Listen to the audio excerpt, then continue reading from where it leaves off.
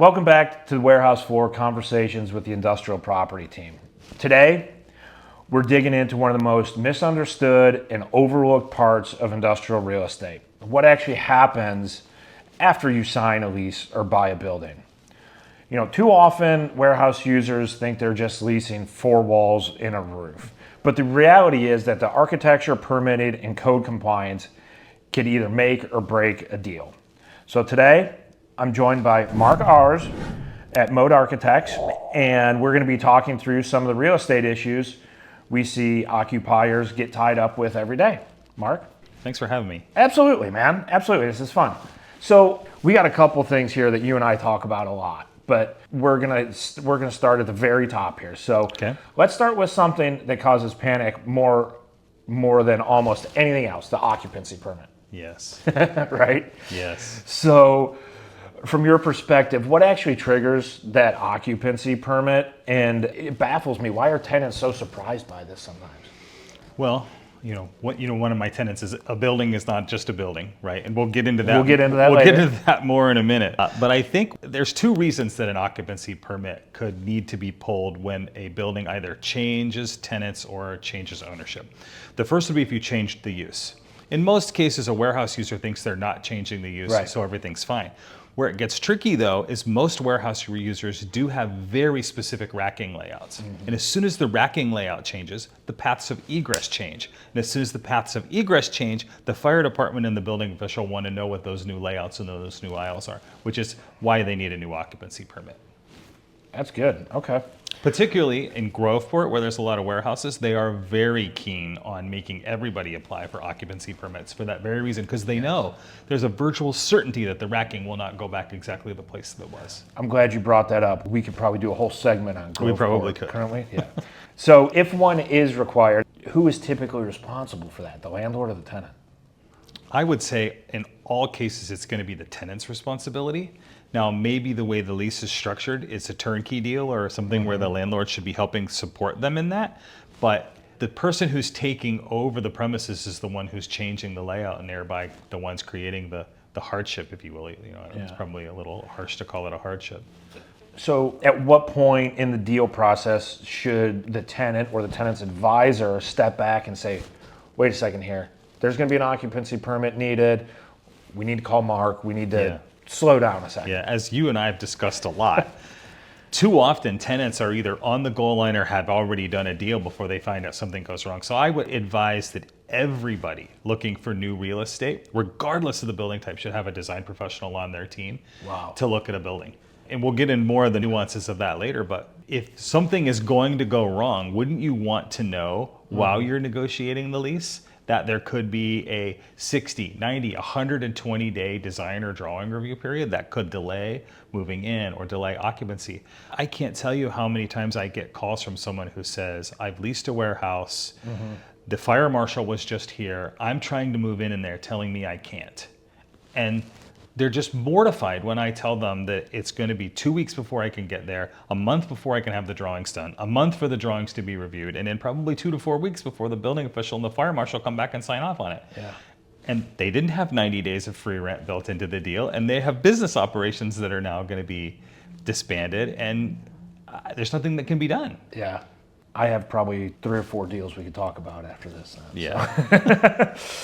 So let's move on. Construction drawings. Construction drawings. I'll refer to it as the chicken and the egg. What you call it on the phone, when we were talking a couple weeks ago, the death loop, that I think you referred to it as. This is such a common friction point that we see during lease negotiations is the construction drawings. Tenant needs to know what it's going to cost, what the pricing is going to be.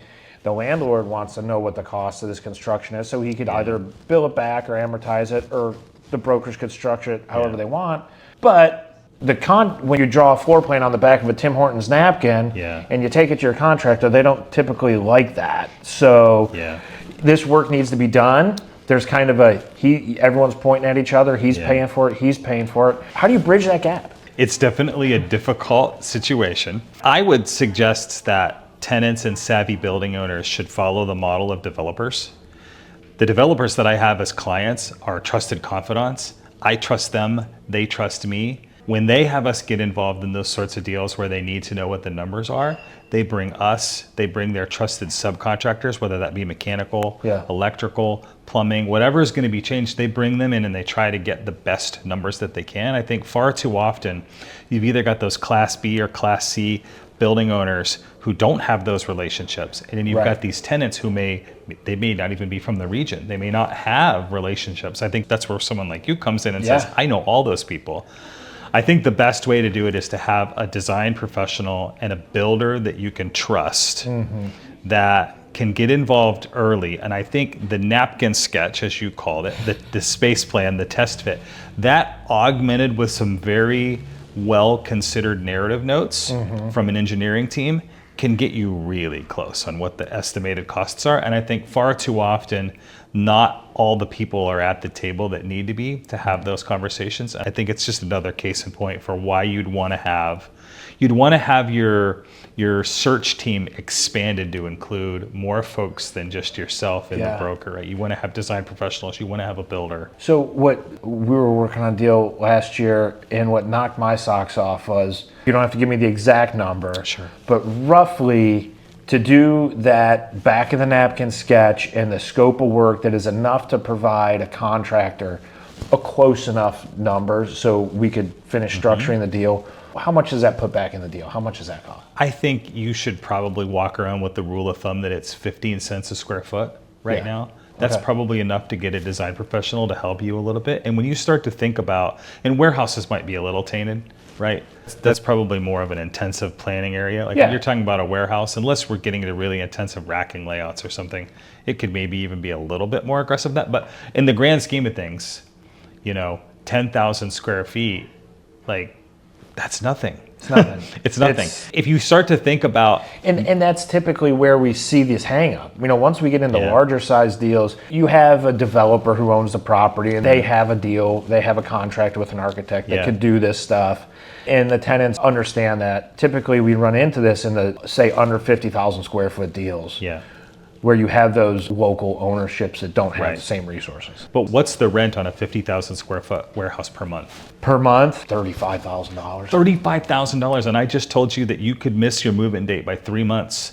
What are we talking about? $5,000 for a design professional to make sure that you didn't screw it up is nothing. Drop in the bucket. It's a drop in the bucket. And it's the best insurance you'll ever buy. That is really, really good insight. We're going to stay in that same vein real quick. So it's common for tenants to be presented kind of with a blank slate during the design process, only to discover they've drawn this thing up and their finishes are far beyond what that TI allowance might be. And going back to our prior question, if they would have done a little more planning on the front end to get some general ideas, they could have hedged that off probably. But this often leads to disappointment, and tenants either pay the additional cost or they compromise on their space. So how can tenants avoid this situation to manage their own expectations? It's the tyranny of that allowance, right? Everybody thinks, wow, free money. It's so free. It's not free. You're paying for it in the rent. Again, I think it's planning. I think it's education. I think having the right broker like you who can tell them $20 is nothing. You know what I mean? Like when you start talking about money and people start like projecting, oh, the landlord wants to give me $10 a square foot. Well, it's like $10 a square foot is lights and carpet. I was going to say, I'm putting you on the spot here on a couple things, but just paint and carpet now. Just paint and carpet is... you will spend a $10 a square foot allowance just doing paint and carpet in an office area. All day. It's gotten to the point now where a dark shell TI for office space is $100 a square foot is a good rule of thumb, right? So people are walking around thinking, oh, I got $20 a foot. I got $50 a foot. Heck, you could be moving into a brand new space that just got built and they're offering you $85 a foot. They are still not offering you all of it. Right? And the trick is to have people on your side that know where you're at in that gradient and can educate you. And if you need it to be TI, if you need it to be completely turnkey and you don't want to come out of pocket, have your broker flip the conversation and be like, we don't want an allowance. This is what we want. And then make specs, make drawings, create exhibits. And just fill it back. And just say, I want this built. Build it into the deal for me. We'll move on here. Now let's go. We're going to move on and let's go back to the racking and sprinklers conversation, because this is something that is, yeah. Yeah. It does kind of make you sigh because it's becoming more and more of a talking point and a point of contention. So racking and sprinkler systems, especially ESFR, is what we're going to discuss here. We're seeing tenants assume, a building can handle their racking plan, only to find out fire code restrictions completely destroy and change the whole deal. Can you walk us through how sprinkler classifications directly impact clear heights, volume, density, overall storage, stuff like that? So the first thing I'll tell you is every plans examiner in Central Ohio clearly went to the same lunch and learn or the same educational seminar, because it is now 100% the first question that they ask whenever you submit anything for plan review or for an occupancy permit. And I'll actually back it up a step from the sprinkler conversation and say, you guys sell warehouses based on how tall they are. Right? But the fact of the matter is the building code is even more black and white than that. You got 12 feet and less and 12 feet and more. And I'd venture to guess most of the folks that you have in the market are 12 feet and more. Well, the distinction in the fire code is normal storage is 12 feet and under, high piled storage is 12 feet and more. And the building departments have gotten really, really, really dug in on high piled storage and the code requirements for that. So whenever you're doing any racking that's taller than 12 feet, which is basically anything that's a real warehouse, you're kicking yourself into these higher hazard sprinkler situations. You're kicking yourself into more complicated plan reviews where the whole, as a building, just a building, we'll get to that again in a second, because it's not that simple. All warehouses are not created equal. The fire suppression systems might be of different ages, they might be of different types. So this gets back to your first question about the occupancy permit and whether or not it's going to be required. If you are a user getting into a warehouse and you have racking taller than 12 feet tall, you should be dragging design professionals with you. You should be doing racking layouts. You should be consulting sprinkler vendors. You should be thinking about what's going to be involved, because you are going to get into these requirements. So can you elaborate just a touch more on, maybe you do have the whole Ohio revised code on what high pile storage is memorized, but explain to us a little bit more. Now, does that automatically assume you need an SFR, or does that depend on what materials going in that racking? You can put sprinkler systems in the racking to augment. In-rack sprinklers. Correct. You can put in-rack sprinklers in to augment that, but most people don't. So the rapid response sprinkler system that you're talking about is often the preferred method to overcome the high piled storage. There are other ways to do it too. You can compartmentalize a building, which means building lots of walls and cutting it up, which defeats the purpose of having a big open warehouse. You can put smoke relief vents on the roof so that they burn and allow the smoke to release if the building were on fire. So there are other compliance paths, but often they're not attractive. So if you're leasing a warehouse that's high bay, that has a sprinkler system that you are putting racking in, you 100% want to engage with the right design professionals to make sure that you know what's going to be required when you move in, because these requirements are going to affect you. There are workarounds. We had a client in Worthington that had warehouses 18 feet tall. So they just assumed we can lease this to people who have 16-foot tall racks. No problem, right? The fire marshal had a different opinion. It's taller than 12 feet. It's high piled. The building is not suppressed. The building owner couldn't afford to suppress it. Their options were ask the tenants to vacate and find new tenants and be explicit that the racking can only be 12 feet tall, or look at alternative compliance paths. So we helped them develop fire compartments. Luckily, this is a big warehouse that had 6 subtenants, so it was all cut up already. Luckily, a lot of the walls were already concrete masonry that subdivided the tenants, which allowed us to count fire ratings. So we were able to go in and get creative about how to get around that.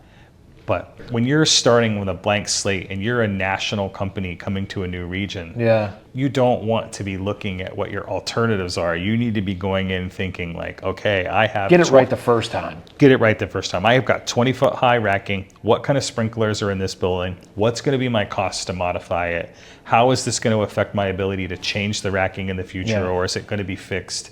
These are all things that you should be thinking about from the very beginning. And often sophisticated tenants have a racking vendor in their cell phone. So these things are not difficult to get laid out and get laid out quickly. And if not, the architect can help with them too. Yeah, this is definitely where we see deals. Multiple times this has happened to me. This is where we see deals that look really good on paper. and then they stop making operational Yeah. sense once they start realizing, hey, Yeah. this building doesn't have an ESFR system, or we're over 12 feet. So Yeah. a rule of thumb, kind of what we're guiding people, like if it doesn't have an ESFR system right now, pretty much you could floor stack. That's pretty much it. So I think that's probably a good place to start. Yeah. Most people don't want to do an in-rack sprinkler system because it's cost prohibitive. Yeah. The racks are fixed. So the rapid response system is the right way to go, but if the building's not already set up for it, right, who's going to bear that cost? right, How big is the building? How long is it going to take? yeah, These are also questions that could affect your timeline, Yeah. right? It could make you choose, if you're down to 2 site selections and one can get you in faster than the other, Yeah. but you're not thinking about that criteria, you may have missed an opportunity to. Oh wow, yeah, that's really good stuff. Now we're going to get into your favorite part here. A building is not a building. Yeah, it's one of my favorite sayings that I've come up with in the last 25 years. And I love it. One of your best phrases. So walk us through what happens when a warehouse tenant decides to, just going to draw this up real quick, and I just need to put a little bit of office space Yeah. inside the space. What other aspects? What are the next dominoes to fall? Yeah, the first thing I would say relative to your question is in any commercial space, regardless of what the occupancy is, if you want to make any changes, you technically need to be working through the Ohio Building Code and getting permits to make any changes. There are so many people who think like, well, I'm just demising a break room, or I'm just adding an office. No, you are affecting the life safety systems of the building. There are implications to what materials you're making the thing out of. There are implications to the sprinkler coverage. There are implications to the air conditioning. Yeah. There are potentially implications to the toilet demand. Things that oftentimes people aren't really thinking about that could really get in their way. So I would encourage anybody who wants to make improvements to make sure that they have a design and professional involved Yeah. to help them work through that. And I think that's really just the tip of the iceberg of that building is not a building thing. I think, Yeah. if I could just spend a couple minutes on that, I think it's far for too yours, often, sir. investors think of buildings as cardboard boxes, right? There's thousands of them. They're all interchangeable. I can buy big ones. I can buy small ones. I can buy thin ones. I can buy, you name Yeah. the size and shape. The moral of the story is that the way that the building code is structured is that all buildings are not created equal. And so oftentimes you'll have someone who's interested in going to look at property. They bring someone like you in, they've got an all-star broker, they're out looking at properties. The difference in understanding what you're looking at when it comes to looking at buildings, it starts with materials, right? Is the building made out of concrete? Is it made out of steel? Is it made out of wood? And those just seem like quality distinctions, but they're not. The building code very clearly categorizes buildings based on their materials into what we call construction types. And those construction types then key back into other parts of the building code that say whether or not it has to have a sprinkler system, whether or not it can be multiple floors, whether or not it can be unlimited area, as an example. Like you can't have a one-story building that's more than a very particular size unless it can be considered an unlimited area building. And when you get into warehouses, that's going to become a very important distinction. So what's tricky with people is oftentimes they think like these things are all interchangeable, and they are 100% not interchangeable. Yeah. And there are so many other criteria that we could get into if you want to really get into the weeds on that. But Yeah. to me, it's really important for people to understand that if I could probably take 3 warehouses and put them side by side, and you'd go, they're all warehouses. But the reality is when I see them, I see 3 completely different building criteria based on how those buildings are made, how they're configured, what their fire truck access around the perimeter is. Frankly, you could get into zoning distinctions too. How many parking spaces do they have? Yeah. Now, a lot of times, like, a tenant could move out and a building could be vacant and a new user could come in.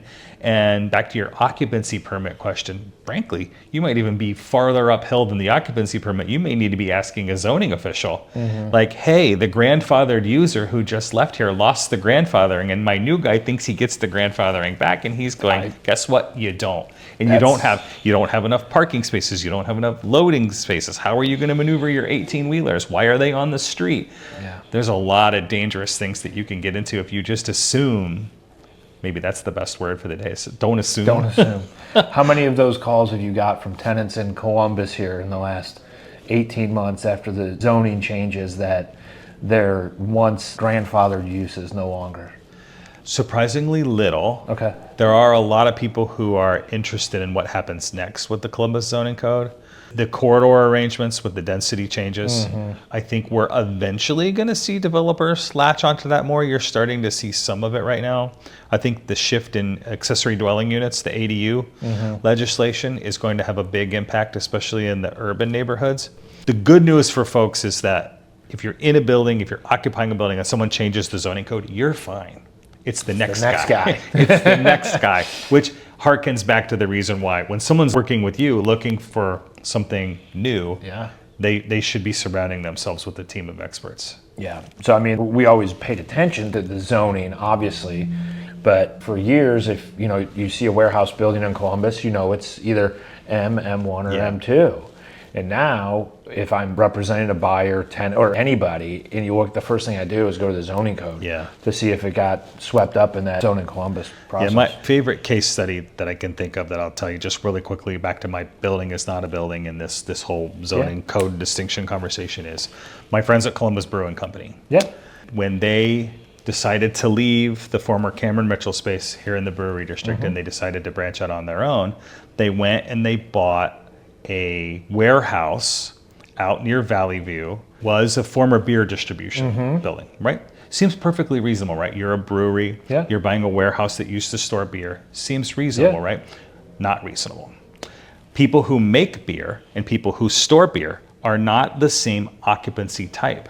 A warehouse is a storage occupancy in the Ohio Building Code. It's an S occupancy, as in Sam. People who make beer or make beverages are factories. They are an F, as in Frank occupancy. The distinctions are great between what is a warehouse and what is a factory.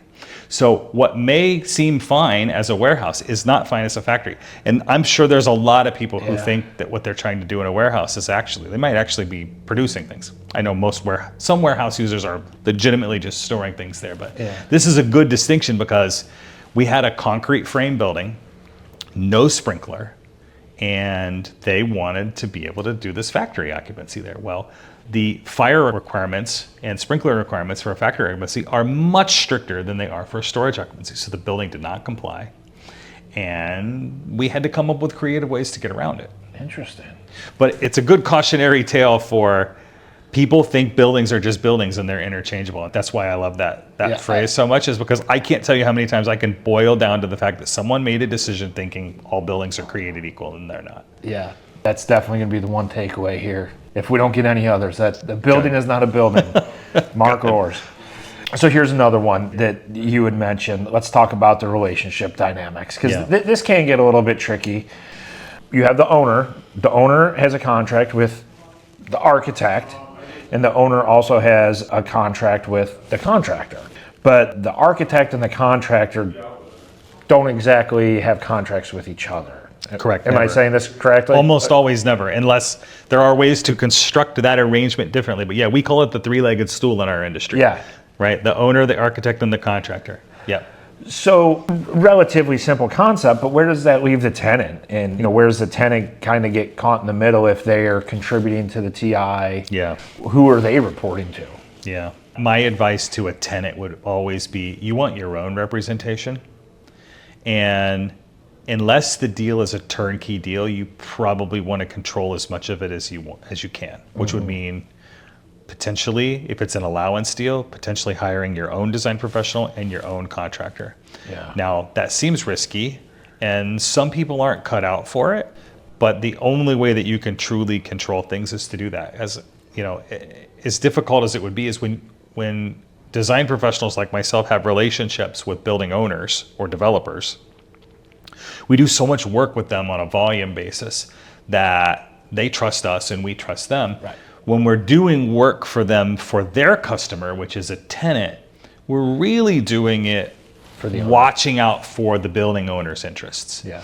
We can watch out for the tenant's interests to some degree, but we're being paid by the developer. We're being directed by the developer. So it's really difficult to really look after the tenant's best interest. If the tenant can take that on, they should. Now, I also have some cautionary tales for tenants that have taken that on and they weren't skilled enough to be in that situation and they've made a mess of things. So it takes folks like yourself to know whether or not we're dealing with a neophyte or someone who's done this for the second or third time that you think can handle that, or if they can put the right team around them that they know they can handle that. So can you tell us what happened in that situation? Yeah, I've got a great case study. Oh, let's hear it. We've got a current client who runs multiple court-ordered drug rehabilitation facilities. They needed to move their Columbus operation. They signed a lease with a national healthcare property ownership company and said, we will take an allowance deal. I have no idea who their broker was. Their broker should probably be fired. It wasn't Matt. It wasn't me. Not me.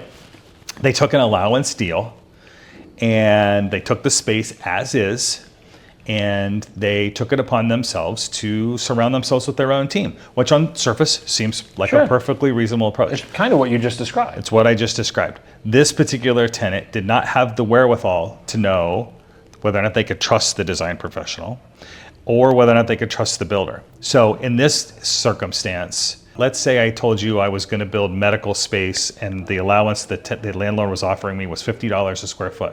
Would you say that's enough money? No. No, it was not enough money. And this is coming from someone who leases industrial space, and I even know that that is not even close. Yeah, medical space should probably be $120 to $150 a square foot, depending on how intense it is. So this person took the $50 allowance thinking everything was great.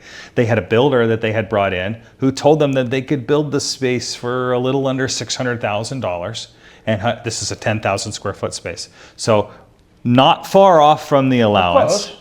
Yeah. Well, the reality is the real bids are closer to $1.6 million than they are to $600,000. Yeah. But the cautionary tale here is that the design professional that they hired was not a licensed design professional. Yeah. When they submitted the documents to the city of Columbus, what most people should realize is that folks in my position, the first thing a plans examiner does is they look up on the state's website of whether or not that person has a license. Is the license active? Are they able to practice architecture in the state of Ohio? Wow. This person didn't even pass that. They did not have a license to practice architecture, and the city denied the approvals. The contractor had already started work and was already spending the tenant allowance money, which was already woefully underdone. Yeah. And when they realized that the drawings weren't going to get approved and that the project was going to grind to a halt, they disappeared. Yeah. And so now this tenant is stuck. They're underfunded. They had got duped by someone who was not a design professional, and they had a contractor spend a bunch of their money and then run away. Yeah. And so I feel terrible in a situation like that. But it's a very good cautionary tale for why, if you're going to take that on, you've got to make sure that you surround yourself with the right people. Yeah. Or you should rely on the landlord to do it for you.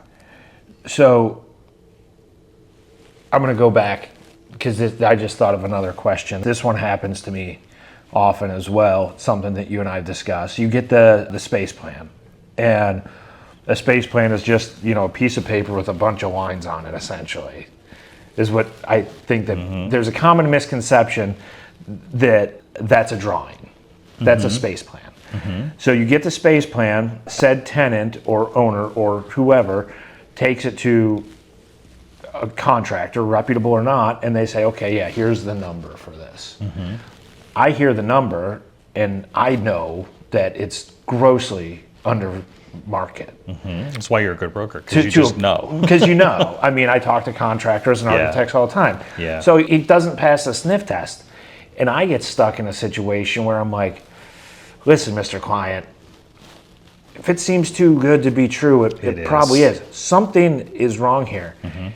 And I will tell them till I'm blue in the face, please go get other estimates. Please get real. No, this number's good. This number. And 10 out of 10 times, that number is wrong. Yeah, and I call that "I got a guy" syndrome. Yes, I like that. Everyone's like, "I got a guy." Yeah. Well, unless that person has built 10 or 20 of the building type or projects that you're currently considering, they really shouldn't be your guy. Yeah.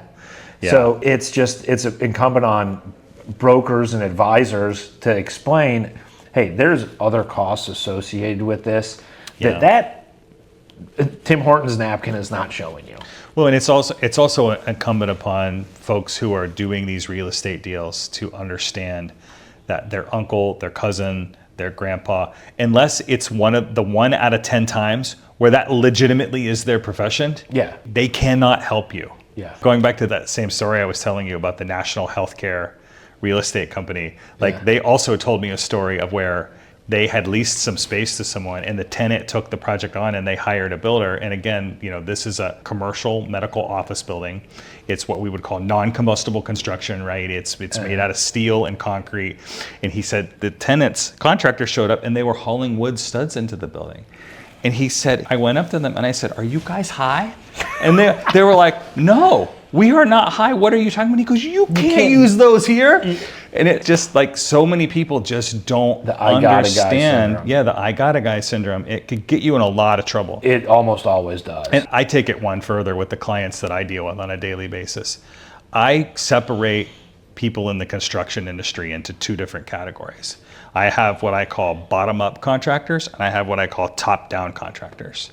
And in the situations in which you're describing, I would only recommend a top-down contractor, and I'll explain to you. In the construction world, there's all this maneuvering because everybody's like, "Oh, I want the best price," right? And so what happens when you cold call a contractor or when you give them just a simple space plan or just a piece of toilet paper and ask them to price something, you're either going to get the guy who's racing to the bottom or the guy who's going to tell you something that's really conservative, something probably higher than the truth. The guy who's racing to the bottom is chasing work constantly and he's working on volume. The guy who's going to tell you something really conservatively is trying to judge whether or not you're capitalized well enough that you really should be doing this, right? So here's my example. If I told you that this is a building, if I told you I could build that this building should cost $1, my bottom-up guy will tell you that he can do it for 85 cents or 90 cents. Right. And you're going to go, "Wow, that's a really good deal. I can save 10% or I can save 15%. But when you get into it, he's going to go, "Oh, I didn't know you wanted water." Exactly. Exactly. The water costs 20 cents. There you go. Or the coaster, I didn't know it needed to sit on a coaster. That costs 10 cents. And the next thing you know, change order. Next thing you know, it's $1.15. Yeah. And that deal doesn't seem like a deal anymore, but it's too late. Yeah. You're already in that process. You're neck deep in it. The top-down contractors, which are the guys you need to be talking to when you're trying to put one of these deals together, you're going to show him this, and you're going to know it should cost $1. He's going to go, "That costs $1.20." Right. You're going to go, "Really? That sounds expensive." And it's because he's judging whether or not it's worth his time to talk to you because he's telling you the truth. Yeah. And what will happen is the guy who tells you that this is $1.20, he'll finish the project and it will probably be less than $1.20. It may be $1.05, it may be $1.10, but he's not going to ask you for any more money and you're going to be thankful that he told you the truth when you talk to him. Yeah. And so whenever I have clients ask me to recommend a contractor, that's the first thing I tell them is I'm only going to recommend builders that are top down. Top down. If you bring me a bottom up guy, I already know what's going to happen. You already know it. I already know. Yeah. Yeah. And those top down guys, what they're really good at is that what you were describing when we first started is those gaps. Yeah. They're what I call exposure holds. They look at the space plan and they know, well, yeah, he wants ceiling tile, and yeah, he wants sprinkler heads moved, and yeah, they probably want the HVAC system to actually be adequate and not be code minimum. Right. And oh yeah, they probably, a good example would be like a break room. Like, yeah, they probably want it to be more than bottom barrel plastic laminate, and so I better make some assumptions, or they're probably going to spec light fixtures that are more than $10 a piece, right? You got to have somebody who's smart enough to go back through their own cost model and say, well, all of these things cost money and they're all going to add up. And if you're not working with a contractor that's got that frame of mind, that's where you get yourself in trouble. They look at the drawing and they don't see the holes. They use the holes as leverage. Future opportunity. They say it as opportunity. Yeah. Exactly. And they're probably not doing it out of spite to start. That's just how they do it. But it sure ends up that way in the end. I'll tell you what, you did a really good job of articulating that situation. That's something I've been trying to articulate and message for years, and you did a really good job of explaining Thank you. that. So I would encourage everyone to surround themselves with at least one builder Yeah. who is going to tell you the the truth. truth. So that's a good segue into our last question here. I love your comparison that you had made of an architect as a trusted advisor, just like an attorney or an accountant, and we view ourselves the same way. So let's make this practical. When should a warehouse user or occupant call an architect? And I don't mean when they're already building out. Yeah, oh no, that's way too late. Way too late. That's way too late. I would say as soon as you start the site selection process or as soon as you've narrowed it down. Yeah. I don't think there's any case where it could be too early. Okay. I have been involved with clients who ask us to go on a tour with the broker. I've gone with tenants before to see 2-3 properties and give them my opinion. Yeah. And frankly, those are some of the best relationships because the client knows right out of the gate that buildings are not just buildings. That's right. And so, a good case study would be we do a lot of work with Columbus Humane. They recently expanded and did their food pantry outreach center on South High Street.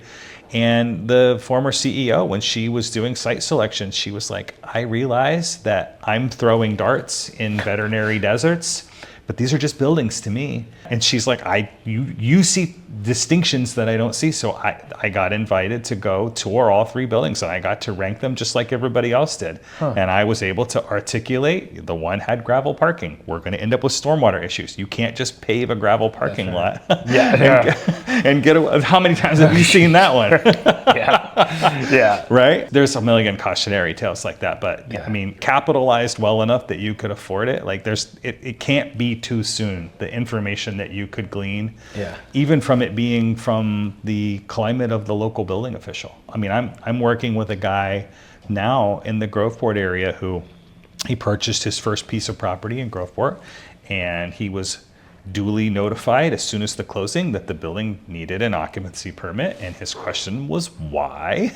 It's just a building. The last guy must have occupied it legally, right? And they were like, yeah, but what are you doing there? What's your use? What's your racking plan? How tall is your racking? Yeah. And so he was very distraught that he was encouraged by their business development folks at the municipality to call me. Yeah. And he's like, why do I have to pay you to help me with all these things? And it's like, well, if you would have asked me that question before you bought the building, we might be having a different conversation. We could have circumvented some of these issues. And maybe this stuff could have been done. So now they own a building that they can't move into.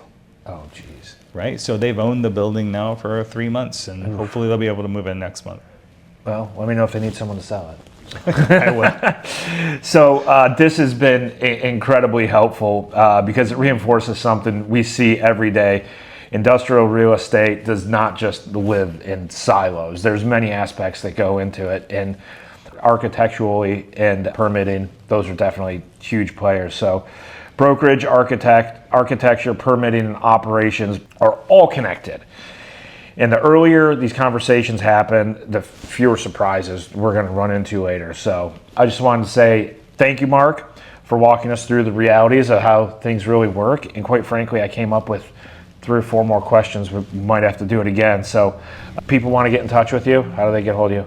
My email address is mark, M-A-R-K, at modearc.com. That's modearc.com. Or you can reach me at 614-571-5817. Or you can look us up online. Our firm's website is modearc.com. Perfect. Or let me know, and I'm happy to forward Mark's information along as always. So thanks again to everyone listening, and let us know if there are any other topics or guests you'd like to hear from. And remember, every deal is different, so stay informed.